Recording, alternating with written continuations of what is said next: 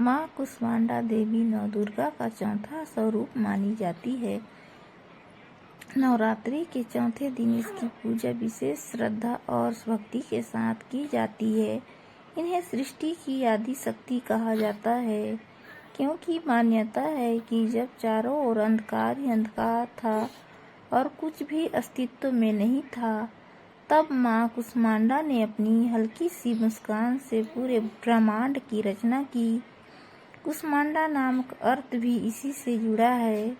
कु का अर्थ है थोड़ा, उष्मा का अर्थ है ऊर्जा या गर्मी, और अंड का अर्थ है ब्रह्मांड, यानी वह देवी जिन्होंने अपनी थोड़ी सी ऊर्जा से ब्रह्मांड की उत्पत्ति की। इसलिए इन्हें सृष्टि की प्रथम रचयिता माना जाता है। कहा जाता है कि सूर्यमंडल के भीतर निवास करने की शक्ति केवल माँ कुष्मांडा में ही है और वही सूर्य को ऊर्जा और प्रकाश प्रदान करती हैं। माँ कुष्मांडा का स्वरूप अत्यंत तेजस्वी और दिव्य है। इनके 8 भुजाएं होती हैं, इसलिए इन्हें अष्टभुजा देवी भी कहा जाता है।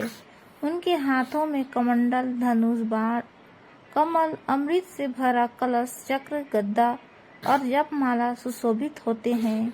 उनका वाहन सिंह है, जो साहस और शक्ति का प्रतीक है। माँ के चेहरे पर सदैव एक मधुर मुस्कान रहती है, जो भक्तों के जीवन में सकारात्मकता ऊर्जा भर देती है। पौराणिक कथाओं के अनुसार जब देवता असुरों से परेशान थे, तब माँ कुष्मांडा ने उन्हें शक्ति प्रदान की और उनकी सहायता से असुरों का नाश हुआ।